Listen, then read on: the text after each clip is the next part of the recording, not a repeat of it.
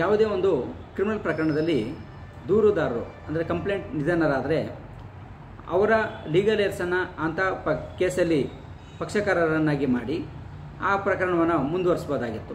So ಆ ರೀತಿ legal ಏರ್ಸನ್ನು ಪಕ್ಷಕಾರರನ್ನಾಗಿ ಮಾಡೋದಕ್ಕೆ CRPCಯ ಸೆಕ್ಷನ್ 302ರಲ್ಲಿ ಅರ್ಜಿಯನ್ನು ಸಲ್ಲಿಸ್ತಾ ಇತ್ತು. ಸೊ ಈಗ CRPC ರಿಪ್ಲೇಸ್ ಆಗಿದ್ದು ಈಗ BNSS ಆ್ಯಕ್ಟ್ ಬಂದಿದೆ. ಈ BNSS ಆ್ಯಕ್ಟ್ನ ಅಡಿಯಲ್ಲಿ ಅರ್ಜಿಯನ್ನು ಸಲ್ಲಿಸಬೇಕಾಗಿರುತ್ತೆ.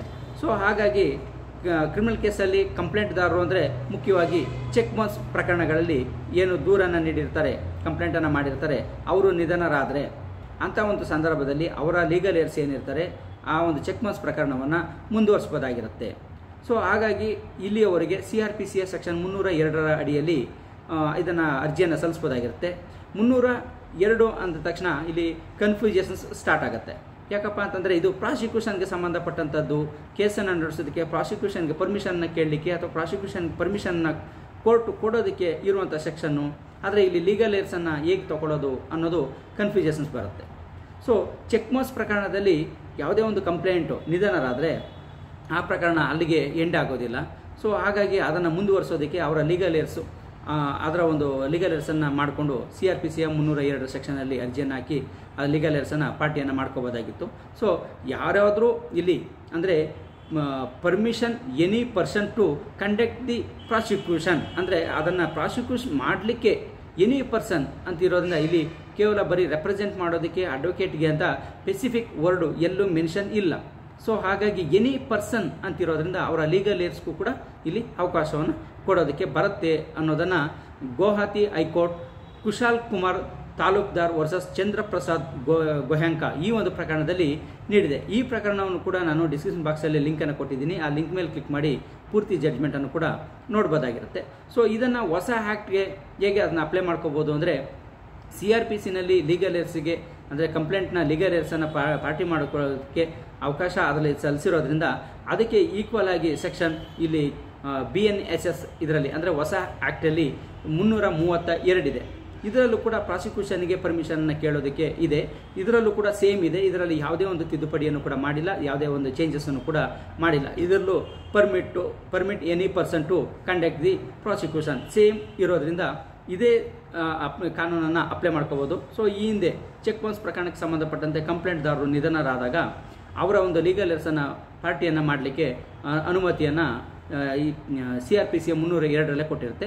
ಅದರ ಸೇಮ್ ಸೆಕ್ಷನನ್ನು ರೆಪ್ರೆಸೆಂಟ್ ಮಾಡ್ತಾ ಇರೋದ್ರಿಂದ 339 BNSS ಆ್ಯಕ್ಟ್ ರೆಪ್ರೆಸೆಂಟ್ ಮಾಡ್ತಾ ಇರೋದ್ರಿಂದ ಈ ಸೆಕ್ಷನಲ್ಲಿ ಅಂದರೆ ಇನ್ನು ಮುಂದೆ ಯಾವುದೇ ಒಂದು ಪ್ರಾಸಿಕ್ಯೂಷನ್ಗಾಗಲಿ ಅಥವಾ ಕಂಪ್ಲೇಂಟ್ ಪರವಾಗಿ ಲೀಗಲ್ ಏರ್ಸನ್ನು ಪಾರ್ಟಿ ಮಾಡ್ಕೊಳ್ಳೋದಕ್ಕೆ ರೆಪ್ರೆಸೆಂಟ್ ಮಾಡೋದಕ್ಕೆ BNSS ಆ್ಯಕ್ಟ್ನ ಸೆಕ್ಷನ್ 339ರ ಅಡಿಯಲ್ಲಿ ಅರ್ಜಿಯನ್ನು ಸಲ್ಲಿಸಿ ಲೀಗಲ್ ಏರ್ಸನ್ನು ಆನ್ ರೆಕಾರ್ಡ್ಗೆ ತರಬಹುದಾಗಿರುತ್ತೆ.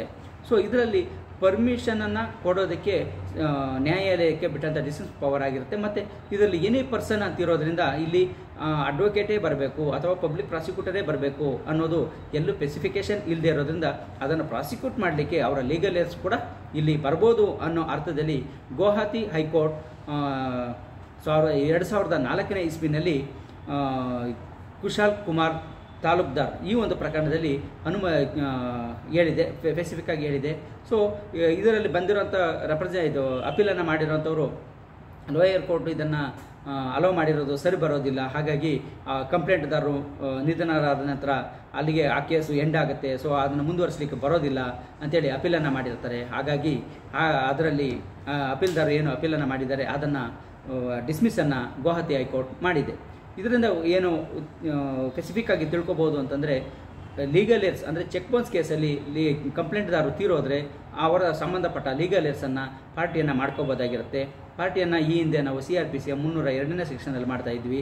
ಈಗ BNSS ಆ್ಯಕ್ಟ್ನ ಸೆಕ್ಷನ್ 339ರಲ್ಲಿ ಅರ್ಜಿಯನ್ನು ಸಲ್ಲಿಸಿ ತಗೋಬೋದಾಗಿರುತ್ತೆ. ಸೊ ಹಾಗಾಗಿ ಇಲ್ಲಿ ಯಾವುದೇ ಒಂದು ಕಂಪ್ಲೇಂಟ್ದಾರರು ನಿಧನರಾದರೆ ಅವರ ಲೀಗಲ್ ಏರ್ಸನ್ನು ಸ್ಪೆಸಿಫಿಕ್ ಆಗಿ ಮಾಡ್ಬೋದು, ಇಲ್ಲಿ ಆನ್ ರೆಕಾರ್ಡ್ಗೆ ತರ್ಬೋದು, ಆ ಕೇಸನ್ನು ಮುಂದುವರಿಸ್ಬೋದು ಅನ್ನೋದು ಇದರಿಂದ ಗೊತ್ತಾಗುತ್ತೆ. ಸೊ ಹಾಗಾಗಿ ಲೀಗಲ್ ಏರ್ಸನ್ನು ಪಾರ್ಟಿ ಮಾಡೋದಕ್ಕೆ ಹೊಸ ಆ್ಯಕ್ಟ್ನ ಅಡಿಯಲ್ಲಿ ಸೆಕ್ಷನ್ 332 ಇಲ್ಲಿ ನಮೂದನ್ನು ಮಾಡ್ಕೋಬೋದು. ಸೊ ಇದಕ್ಕೆ ಸಂಬಂಧಪಟ್ಟಂತೆ ಈ ಕೇಸನ್ನು ಕೂಡ ನಾನು ನಮೂದು ಮಾಡಿ ಡಿಸ್ಕ್ರಿಪ್ಷನ್ ಬಾಕ್ಸಲ್ಲಿ ಕೊಟ್ಟಿದ್ದೀನಿ. ಹಾಗೆಯೇ ಹೊಸ ಆ್ಯಕ್ಟ್ಗಳಿಗೆ